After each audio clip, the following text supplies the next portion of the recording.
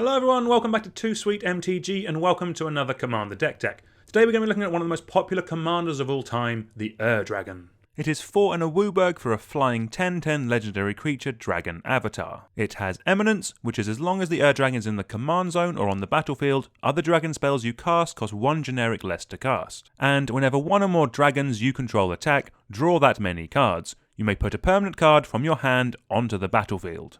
So, maybe unsurprisingly, this is going to be a dragon tribal deck. That eminence ability of the Dragon is just so powerful, as it doesn't just have to be in play, it can just sit in the command zone while making all of our dragon spells cost 1 less to cast. When we actually get to 9 mana and can cast it, a flying 10/10 that draws a bunch of cards and then lets us put any permanent into play will be extremely good at ending games. To go along with the Dragon, we'll be playing all manner of big, busted dragons that we can turn sideways to win us the game. The dragons that make more tokens will be especially good, having more flying death will always be a good thing for us, but the fact that with the Dragon they help us draw cards will be utterly fantastic. To help us cast all these large mana spells, we are going to have a pretty hefty ramp package, as well as some ways of cheating dragons into play, as we really want to be getting to a place where we can play multiple flying threats in a turn. 5-colour decks can also be quite expensive to build, so with that in mind, this is primarily going to be a base Gruul deck, splashing the other 3 colours. We'll want green for some ramp, and red for a lot of big dragons that we'll want to cast. We will still run plenty of cards in the other colours, but they won't be ones that we want to be casting early, so we have plenty of time to get our mana fixed.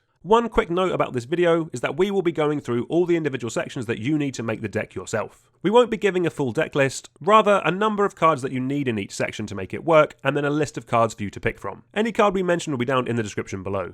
Let's actually start with that ramp section, as it's going to be really key to let us actually play our deck. In this, I would want over 8 bits, as we're going to want to be casting multiple 6-drops in a turn. Starting off with some premium Rampant Growth effects. These are cards that just go and get lands from our deck and put them into play. Why cards like Farseek, Nature's Law, 3 Visits and Skyshroud Claim are premium Rampant Growth effects is that they let you go and get non-basic lands from your deck, meaning you can go and get any jewels or triomes that you might be running. What's nice is they don't have to be expensive ones either, they can be budget ones as well. After those, we have the rest of the Rampant Growth effects. These only get basic lands from the deck, and while obviously aren't as good as the ones that get jewels, they are still solid enough to get in. Next up, we have some mana rocks. We don't need too many here, but in a 5-colour deck, I really like a card like Chromatic Lantern that turns all of our lands into command towers. You then have Timeless Lotus, which lets us play our 9-mana commander at least by turn 6. The only other rock that I would consider is Dragon's Hoard, which fixes for all of our colours and then also gives us a little bit of extra card draw to help keep the deck ticking over.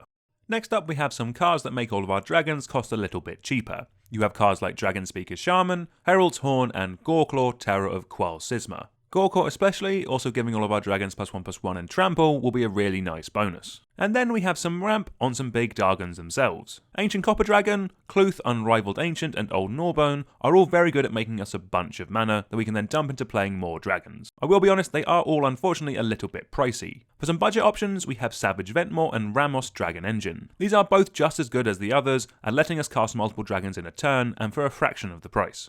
Next up, we're going to be looking at some cheat effects. These are here to help speed us up making an army of flying death, and they'll work with our ramp to allow us to get multiple dragons into play in a turn. First up, we have Majestic Genesis, which while is expensive at 8 mana, does let us dig 9 cards deep into our deck and put any permanents from them straight into play. With all the big dragons we'll be running, we'll easily get more mana than we put into this. Next up, we have cards that has put creatures from our hand straight into play, with things like Monster Manual, Quicksilver Amulet, Bellbay's Portal, obviously naming dragons, and then Dragon Arch. We then have some effects that has cheat into play based on what our opponents are doing. Defense of the Heart is a great card that lets us go and get 2 creatures from our deck and put them straight into play if any opponent controls 3 or more creatures. In Commander, that is very easy to trigger. Then you have Lurking Predators, which can put a bucket load of creatures from the top of our deck into play whenever an opponent casts a spell. Then lastly, we have Hellkite Courser. This lets us slam the Dragon down onto the board way before our opponents will be expecting it. While it is only just in for a turn, we'll get the draw effect and cheat something into play clause of the Dragon, while getting to hit an opponent for 10 commander damage.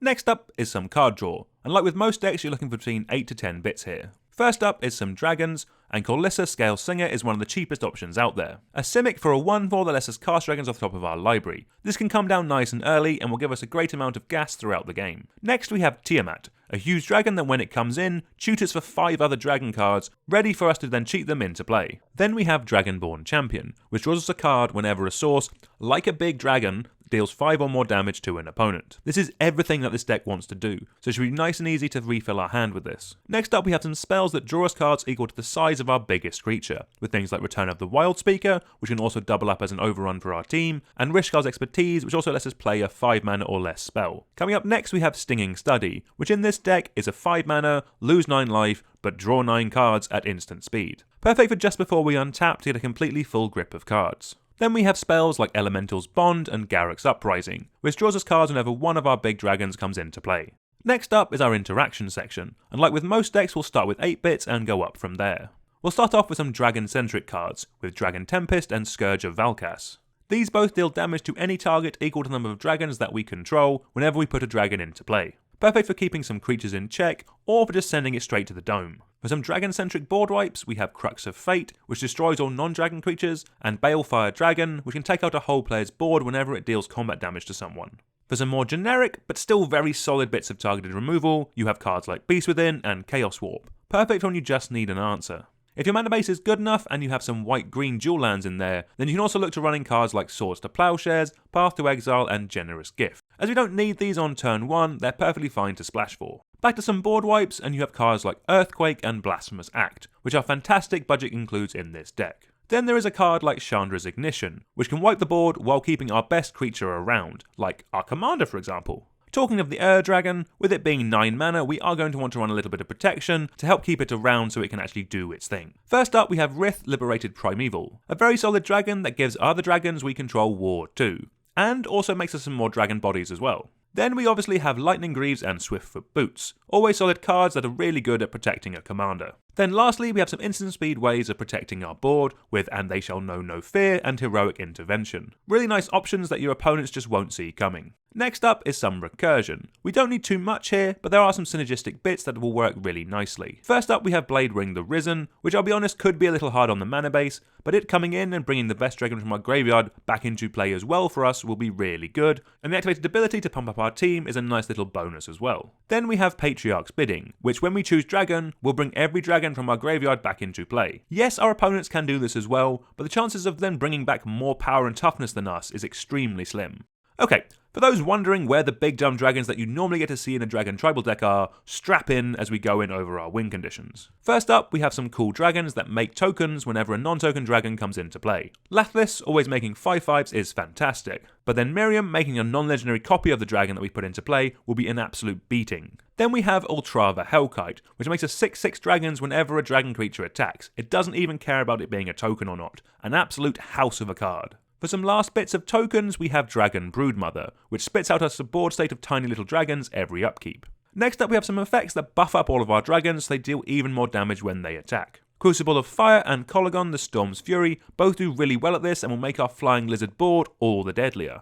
And then we have some ways of doubling the damage that all of our dragons do, like doubling their power with Thrakus the Butcher, or giving our dragons double strike with Ataka World Render. To then get everything attacking even quicker, you have cards like Dragonlord Colligan and Karthus Tyrant of Jund, which nicely give all of our dragons haste, perfect for when you're in a bit of a rush. Then lastly, a bit of a pet card of mine in Bower Passage. This means that only creatures with reach can block our board. Your opponent's flying blockers won't be able to do anything, meaning we'll be able to kill all of our opponents all the easier. Rounding off the deck with some utility lands, we can't run too many as we are a 5-colour deck. What we do have is a card like Command Beacon. Great anyway at letting us get around command attacks, but better in this deck where we have all the cheat into play effects, meaning the Dragon could be coming down twice as fast as your opponents expect. We then have Path of Ancestry, which is a nice 5-colour land that can give us a bit of extra card advantage. On the topic of 5-colour lands, Haven of the Spirit Dragon, Secluded Courtyard and Unclaimed Territory are all really great cheaper ways of basically adding more copies of Command Tower to a deck. So thank you all very much for watching. Do let me know down in the comments if there are any other classic commanders you'd like me to take a look at.